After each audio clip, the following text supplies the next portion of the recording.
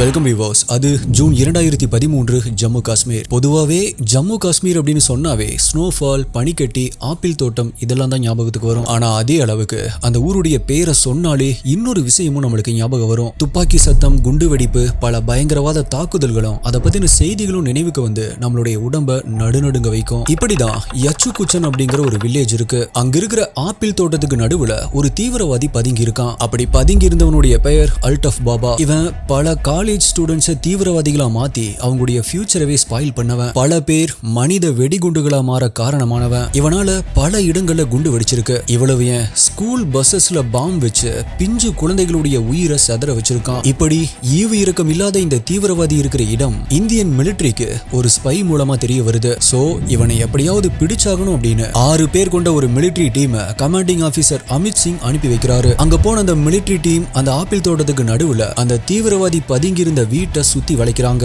அந்த ஆப்பிள் தோட்டம் இருந்தது பயங்கரவாதத்துக்கு பேர் போன சோஃபியன்ல. சோ அங்க வில்லேஜில் இருக்கிற பாதி பேர் தீவிரவாதிகளுடைய ஆட்களா தான் இருக்காங்க. அவங்க மூலமா இந்தியன் மிலிட்டரி ஃபோர்ஸ் அவன் இருந்த வீட்டை சுத்தி வளைச்சதை தெரிஞ்சுக்கிட்டாவன் அவனுடைய மிஷின் கன் எடுத்து மிலிட்டரி டீம் இருந்த இடத்தை பார்த்து சரமாரியா ஷூட் பண்ண ஸ்டார்ட் பண்றான். இப்ப அந்த தீவிரவாதி வச்சிருந்த அந்த கன் ஆட்டோமேட்டிக் மோட்ல இருந்ததால வானத்திலிருந்து கொட்டுற மழை மாதிரி அந்த மிஷின் கன்ல இருந்து தோட்டாக்கள் வர ஆரம்பிக்குது. இதனால அந்த மிலிட்டரி டீமுடைய மேஜர் தன்னுடைய டீமை ஹோல்ட் பண்ணி இருக்க சொல்லி கமாண்ட பாஸ் பண்றாரு. இப்ப தொடர்ந்து ஷூட் பண்ணிட்டு இருந்த அந்த தீவிரவாதி கொஞ்ச நேரத்துக்கு அப்புறமா அவன் ஷூட் பண்ற வேகம் இப்ப கொஞ்சம் கொஞ்சமா குறைய ஆரம்பிக்குது. அதாவது ஆட்டோமேட்டிக் மோட்ல இருந்த அந்த மெஷின் கன் இப்ப மேனுவல் மோடுக்கு மாத்தப்படுது. தான் மறைஞ்சிருந்த இடத்துல இருந்து இதை நோட் பண்ண மேஜர் மொத்தம் 30 ரவுண்ட் புல்லட்ஸை லோட் பண்ண முடியற அந்த கன் இப்ப லாஸ்ட் ரவுண்ட்ல இருக்குது அப்படிங்கறத தெரிஞ்சுக்கிறாரு. விச் மீன்ஸ் அவன் இப்ப லோட் பண்ணி இருக்கிறதா கடைசி புல்லட்ஸ் அப்படின்னு அர்த்தம். அதுக்கப்புறமா அவன்கிட்ட இனி புல்லட்ஸ் இல்ல அப்படிங்கிற ஒரு கணக்கு போடுறாரு. சோ தான் மறைஞ்சிருந்த அந்த இடத்துல இருந்து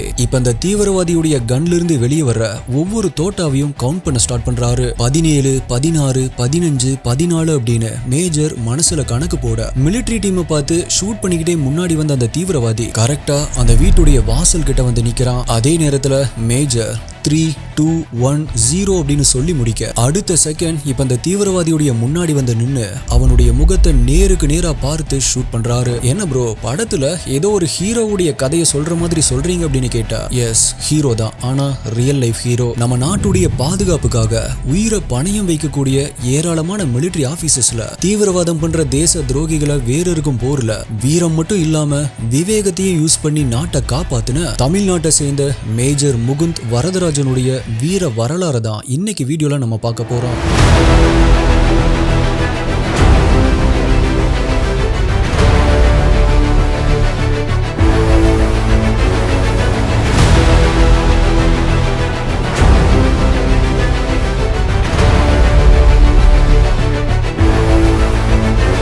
எல்லாத்துக்குமே தெரியும் அப்படின்னு நினைக்கிறேன். இதுதான் சிவகார்த்திகேயன் நடிக்கிற அமரன் அப்படிங்கிற படமா வெளியே வரப்போகுது. சோ அதோடைய ட்ரூ ஸ்டோரி இதுதான். நீங்க பார்த்துட்டு இருக்கிறது சரவணன் டிகோட்ஸ். நான் உங்கள் சரவணன். வாங்க இன்னைக்கு வீடியோக்குள்ள போலாம். இந்தியா பாகிஸ்தான் அப்படின்னு சொன்னாவே பரம எதிரி அப்படின்னு தான் நம்ம கண்ணோட்டம் இருக்கு. முக்கியமா இந்த காஷ்மீர் மிகப்பெரிய ஒரு பிரச்சனையா இருக்கு. ஆனா இந்தியா, பாகிஸ்தான், பங்களாதேஷ், பர்மா அப்படின்னு ஒரு பெரிய ராஜ்யமா இருந்த நம்ம இந்தியா எதனால இப்படி தனியா பிரிக்கப்பட்டுச்சு? வெஸ்டர்ன் கண்ட்ரிஸ் மட்டும் இல்லாம உலக நாடுகள் செஞ்ச சதியா? பட் இதுல ரஷ்யா நம்மளுக்கு எப்படி உதவுச்சு? எதனால ரஷ்யாவை நம்ம உயிர் தோழன் அப்படின்னு இப்ப கூட சொல்லிட்டு இருக்கோம்? கடைசியா காஷ்மீர் யாருக்கு சொந்தம் அப்படிங்கிற எல்லா கேள்விகளுக்கும் ரொம்பவே சுவாரஸ்யமா பதில சொல்லி இருக்கிற புக் தான் இந்தியா விசஸ் பாகிஸ்தான் 1971 அப்படிங்கிற இந்த ஆடியோ புக். குக்கி எஃப்எம்ல இது ஆடியோ ஃபார்மேட்ல இருக்கு. உங்களுக்கு ஹிஸ்டரியில இன்ட்ரெஸ்ட் அப்படின்னா கண்டிப்பா நீங்க இதை கேட்டே ஆகணும். இது வரைக்குமே இல்லாத ஒரு ஆஃபரா குக்கி எஃப்எம் 7 நாட்களுக்கு ஒரு ஃப்ரீ ட்ரையல கொடுக்குறாங்க. நானும் ஒவ்வொரு வீடியோல சொல்லிட்டு இருக்கும் போதும் இந்த ஆப்பை ட்ரை பண்ணி பார்க்கலாமா இல்ல வேண்டாமா அப்படின்னு யோசிக்கிறவங்களுக்கு இது ஒரு நல்ல சான்ஸ். பிகாஸ் இதுல இருக்கிற பிரீமியம் கண்டென்ட் எல்லாமே இப்ப அன்லாக் பண்ணி ஃப்ரீயா விட்டுருக்காங்க. நீங்க 7 நாளைக்கு ஃப்ரீயா ட்ரை பண்ணி பார்க்கலாம். உள்ள போகும்பொழுது மட்டும் 2 ரூபா பிடிப்பாங்க. அகைன் அது ரிட்டர்ன் ஆயிரும். ஆல்சோ இந்த 7 நாட்கள்ல உங்களுக்கு பிடிக்கல அப்படின்னா நீங்க எப்ப வேணாலும் கேன்சலும் பண்ணிக்கலாம். எனக்கு தெரிஞ்சு இந்த மாதிரி ஒரு ஆஃபரை குக்கி எஃப்எம் விட்டதே கிடையாது. சோ இப்போ வரைக்கும் ட்ரை பண்ணாம இருக்கவங்க இப்போ ஒரு ட்ரை பண்ணி பாருங்க. லிங்க் டிஸ்கிரிப்ஷன் பின்ட் கமெண்ட்ல கொடுத்துருக்கேன், செக் பண்ணி பாருங்க. குக்கி எஃப்எம் கேளுங்க, மனதிற்கு பிடித்ததை.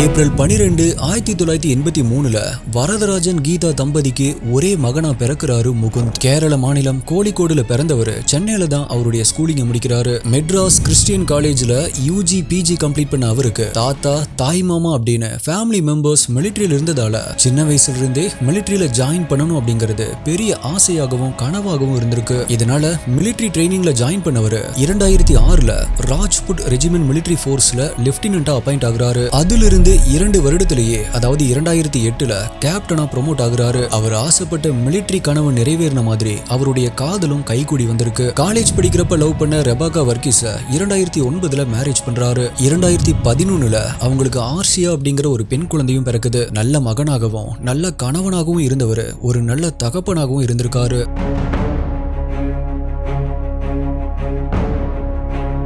அதே சமயம் கேப்டனா அவருடைய டீமுக்கு ட்ரைனிங் கொடுத்து ஒரு ஸ்ட்ராங்கான ஃபோர்ஸா உருவாக்குறாரு. இவரு கைட் பண்ண எந்த ஒரு சண்டையுமே தோல்வியில முடிஞ்சது கிடையாது அப்படின்னு எல்லாருமே பாராட்டக்கூடிய விதத்துல சர்வீஸ் பண்ண ஆரம்பிக்கிறாரு. ஒவ்வொரு முறையும் தீவிரவாத கும்பலை எதிர்த்து சண்டை போடுறப்பவும் இவருடைய உடம்புல பல காயங்கள் ஏற்பட்டிருக்கு. வியர்வை துளிகளை விட இவருடைய ரத்த துளிகள் தான் அதிகமா மண்ணுல சிந்தி இருக்கு. ஆனா இத பத்தி கொஞ்சம் கூட கண்டுக்காத முகுந்த் அவருடைய ஃபேமிலி மெம்பர்ஸ் கிட்ட இதெல்லாம் வீர தழும்புகள் அப்படின்னு கர்வமா சொல்ல ஆரம்பிக்கிறாரு. இப்படிதான் ஒரு முறை எதிரிகளுடைய துப்பாக்கியில் இருந்து வந்த தோட்டாக்கள் முகுந்துடைய முதுக உரசி காயம் உண்டாக்கி இருக்கு. லீவ்ல வீட்டுக்கு போயிருந்தப்ப இந்த காயங்களை பார்த்து அவருடைய மனைவி பதறி போயிருக்காங்க. அதை பார்த்து கண்கலங்கி நின்ன மனைவி கிட்ட, நீ ஒரு ராணுவ வீரனுடைய மனைவி, இந்த மாதிரியான சின்ன சின்ன கீறல்களை பார்த்தெல்லாம் நீ கண்ணீர் சிந்தக்கூடாது அப்படின்னு சொல்லியிருக்காரு. அது மட்டும் இல்லாம தேச துரோகிகள் கிட்ட இருந்து நாட்டை காப்பாற்றுற முயற்சியில என்னோட உயிரே போனாலும் நீ அழக்கூடாது அப்படின்னு சொல்லியிருக்காரு.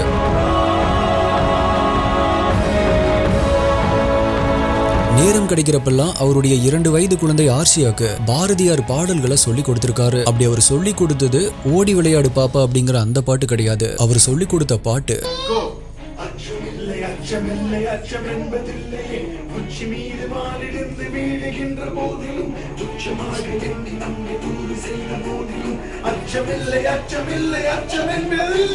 அந்த குழந்தை பேச ஆரம்பிக்கிறதுக்கு முன்னாடியே தைரியத்தையும் வீரத்தையும் சொல்லி கொடுத்திருக்காரு. குடும்பம் வேலை அப்படின்னு எல்லா சந்தோஷமும் அடுத்தடுத்து கிடைச்சிட்டு இருந்த சமயத்துல இதுக்கெல்லாம் மகுடம் வைக்கிற மாதிரி 2012 அவருடைய வாழ்நாள் கனவும் நிறைவேறுது. எஸ், நாட்டுக்காக எல்லையில நின்று போராடுற ஒவ்வொரு வீரரும் சேர துடிக்கிற தி 44 ராஷ்டிரிய ரைஃபிள் போர்ஸ்ல ஜாயின் பண்றதுக்கான ஆர்டர் அவருடைய கைக்கு வருது.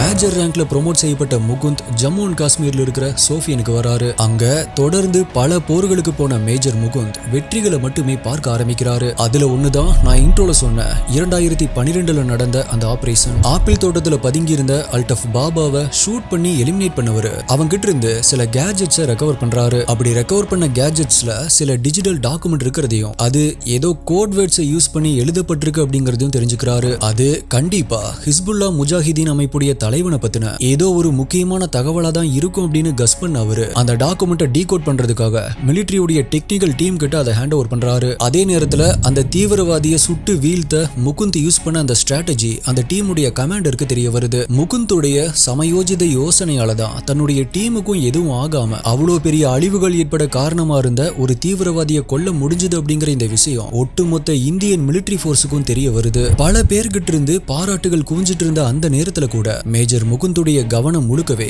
அந்த டிஜிட்டல் டாக்குமெண்ட் மேலதான் இருந்துச்சு. ஏதாவது அப்டேட் இருக்கு அப்படின்னு டெய்லியும் டெக்னிக்கல் டீம் கிட்ட கேட்டுட்டே இருந்திருக்காரு. ஒரு நல்ல தலைவனுக்கு பாராட்டும் விருதும் தலைக்கு ஏறி தலைகணமா மாறிடக்கூடாது அப்படின்னு சொல்லுவாங்க. அதுக்கேத்த மாதிரி தலைக்கணத்தை தலைக்கு ஏற விடாம காலடியில வச்சுக்கிட்டு கடமையை மட்டும் கருத்துல வச்சுக்கிட்டு வாழ்ந்தவர் தான் மேஜர் முகுந்த் வரதராஜன்.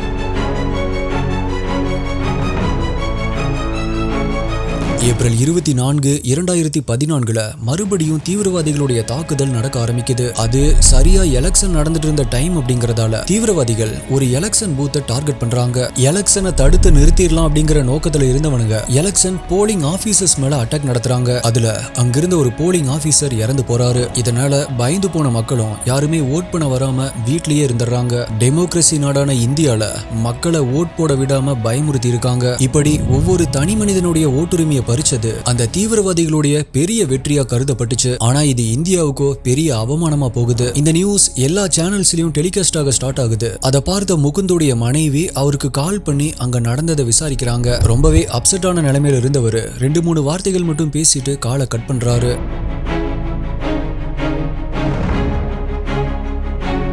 இப்ப அதுக்கு மறுநாளே, அதாவது ஏப்ரல் 25, 2014 அன்னைக்கு நேரம் மதியம் ஒரு 2 மணி கிட்ட இருக்கும். அந்த நேரத்துல தான் மேஜர் முகுந்த் அவருடைய டீம் கூட லஞ்ச் சாப்பிடறதுக்காக உட்கார்றாரு. சரியா சாப்பாட்டுல கை வச்சு முதல் வாய் எடுத்து வைக்கிற நேரத்துல அவருக்கு ஒரு கால் வருது. அதை அட்டன் பண்ணி பேசினவரு உடனடியா கையில் எடுத்த சாப்பாட்டை உதறிட்டு அவசரமா அவருடைய டீம் கூட கிளம்பி இருக்காரு. ஏன்னா அவரு பல நாளா டெக்னிக்கல் டீம் கிட்ட இருந்து எதிர்பார்த்த தகவல் தான் இப்ப அவருக்கு தெரிய வந்திருக்கு. எஸ், ஆப்பிள் தோட்டத்துல அவர் எலிமினேட் செஞ்ச அந்த தீவிரவாதி கிட்ட இருந்து ரெக்கவர் பண்ண கேஜெட் இப்ப டீகோட் செய்யப்பட்டு அதுல இருந்த இன்ஃபர்மேஷனை தான் டெக்னிக்கல் டீம் மேஜர் கிட்ட சொல்லியிருக்காங்க. அப்படி அவங்க சொன்னது இதுதான்.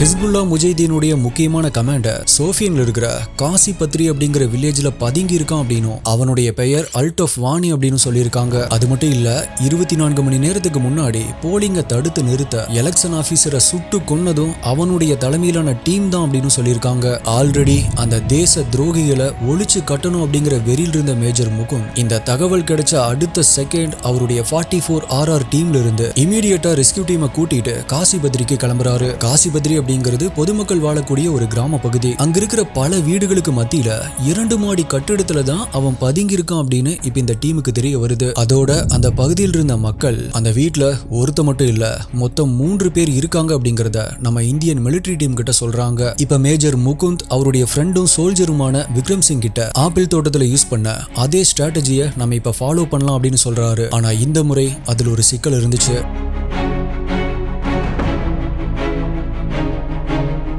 இப்பவே நேரம் மாலை 4 மணி ஆயிருந்துச்சு. இன்னும் கொஞ்ச நேரத்துல சன்செட் ஆயிரும். அப்படி ஆயிட்டா அது தீவிரவாதிகள் தப்பிக்க அவங்களுக்கு நல்ல வாய்ப்பா போயிரும். அது மட்டும் நடந்துடவே கூடாது அப்படிங்கறதுல உறுதியா இருந்த முகுந்த் இப்ப இந்த கட்டிடத்தை சுத்தி ஸ்னைப்பர் அட்டாக் பண்ணலாம் அப்படின்னு ட்ரை பண்றாரு. ஆனா வீட்டுக்குள்ள பதுங்கி இருந்த அவங்களுடைய பொசிஷனை சரியா வியூ பண்ண முடியல. சோ அந்த பிளான் அப்படியே ஸ்டாப் பண்றாங்க. இப்படி இவங்க என்ன பண்ணலாம் அப்படின்னு பிளான் பண்ணிட்டு இருக்க அதே நேரத்துல உள்ள இருக்கிற தீவிரவாதிகளுக்கு 44 RR டீம் அவங்க பதுங்கி இருக்கிற வீட்டை சுத்தி வளைச்சிட்டாங்க அப்படிங்கிறது தெரிய வருது. சோ உடனடியா மிலிட்டரி டீமுக்கு எதிராக அட்டாக் பண்ண ஸ்டார்ட் பண்றாங்க. இதை எதிர்பார்க்காத மேஜர் முகுந்த் வீட்டுக்குள்ள இருந்து அதிக அளவுல தோட்டாக்கள் பாயிருத நோட் பண்றாரு. சோ ஆப்பிள் தோட்டத்துல யூஸ் பண்ண அதே ஸ்ட்ராட்டஜியை யூஸ் பண்ணலாம் அப்படின்னு உடனடியா அவருடைய டீமை ஹோல்ட் பண்ணி ஹைடாக சொல்லி கமாண்ட பாஸ் பண்றாரு. அவரு நினைச்ச மாதிரியே வீட்டுக்குள்ள இருந்து வந்த தோட்டாக்களுடைய அளவு கொஞ்சம் கொஞ்சமா குறையுது. தீவிரவாதிகளுடைய AK-47 இப்ப ஆட்டோ மோட்ல இருந்து மேனுவல் மோடுக்கு மாற்றப்படுது. அதாவது அவங்களுடைய துப்பாக்கிகள் இருந்த கடைசி ரவுண்ட் தோட்டாக்கள் வெளியே வர ஆரம்பிக்குது.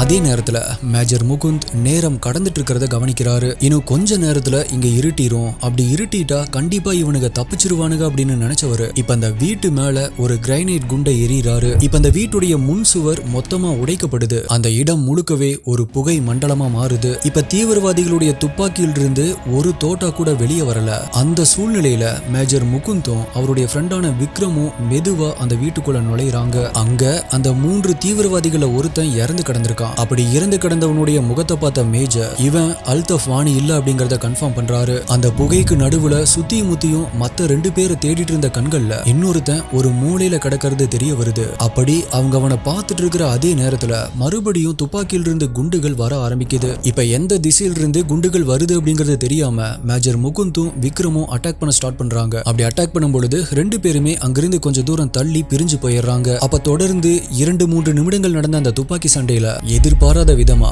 எதிரியுடைய ஒரு குண்டு விக்ரமுடைய கழுத்திலையும் இன்னொரு குண்டு தாடையிலையும் பாயுது. அந்த இடத்திலேயே சரிஞ்சு விழுந்த விக்ரம் கொஞ்ச நேரத்திலேயே நாட்டுக்காக தன்னுடைய உயிரை தியாகம் செய்யறாரு.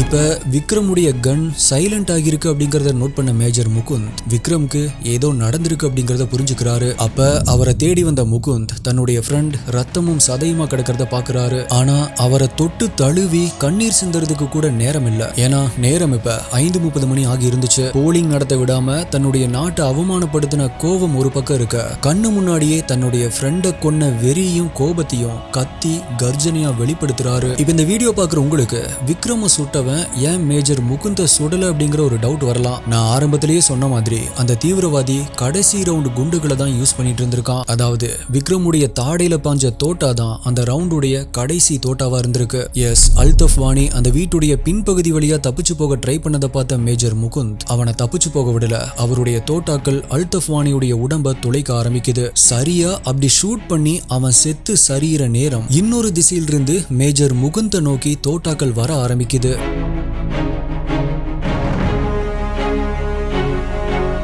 எஸ், அந்த மூலையில கிடந்த மூணாவது தீவிரவாதி சாகாம மயங்கி கிடந்திருந்திருக்கான். அவன் தான் முகுந்த ஷூட் பண்ண ஸ்டார்ட் பண்ணிருக்கான். ஆனா மேஜர் முகுந்த் அவனையும் சுட்டு வீழ்த்துறாரு. இப்ப தட்டு தடுமாறி நடந்து வந்த முகுந்த் வெளியே நின்னுட்டு இருந்த அவருடைய டீமை பார்த்து அந்த தீவிரவாத கும்பல்களை ஒழிச்சு கட்டியாச்சு, ஆனா நம்ம விக்ரமை இழந்துட்டோம் அப்படின்னு சொல்லியிருக்காரு. அப்படி சொன்ன அடுத்த நொடியே அங்கேயே மயங்கி விழுகிறாரு. உடனே ஓடி வந்து தூக்குனவங்களுக்கு அப்பதான் மேஜர் முகுந்துடைய உடம்புல 3 தோட்டாக்கள் தொலைச்சிருக்கு அப்படிங்கிறது தெரிய வருது. ரத்த வெள்ளத்துல கிடந்த ஹாஸ்பிட்டலுக்கு தூக்கிட்டு போறாங்க. ஆனா போற வழியிலேயே அந்த வீர தமிழனுடைய உயிர் உடலை விட்டு பிரிஞ்சிருக்கு. நாட்டுக்காக தன்னுடைய உயிரை தியாகம் செஞ்ச மேஜர் முகுந்துடைய உடல் சென்னைக்கு கொண்டு வரப்படுது. அவருடைய family members, ministers, police officers அப்படின்னு எல்லாருமே வீர மரணம் அடைஞ்ச இவருடைய உடலுக்கு அஞ்சலி செலுத்துறாங்க. இறுதி மரியாதை செலுத்த வந்த ராணுவ வீரர்கள் இவருடைய உடலை தொட்டு வணங்கி கடைசியா அவங்களுடைய மேஜருக்கு ராயல் சல்யூட் அடிச்சிருக்காங்க. மேஜருடைய உயிர் பிரியறப்ப அவர் போட்டிருந்த மிலிட்டரி டிரெஸ் அவருடைய மனைவி கிட்ட ஒப்படைக்கப்படுது. ரத்தக்கரை படிஞ்ச கணவருடைய டிரெஸ்ஸை கையில ஏந்தி இருந்தவங்க அதை ஏக்கத்தோட பார்த்தாங்களே தவிர அவங்களுடைய கண்ணுல இருந்து ஒரு துளி கண்ணீர் கூட வரல. ஏன்னா அந்த ஒரு நொடி நீ ஒரு வீரனுடைய மனைவி, எனக்கு என்ன ஆனாலுமே நீ அழக்கூடாது அப்படின்னு சொன்ன மேஜர் முகுந்தனுடைய குரல் இன்னுமே அவங்களுடைய காதுல கேட்டுட்டு இருந்துச்சு.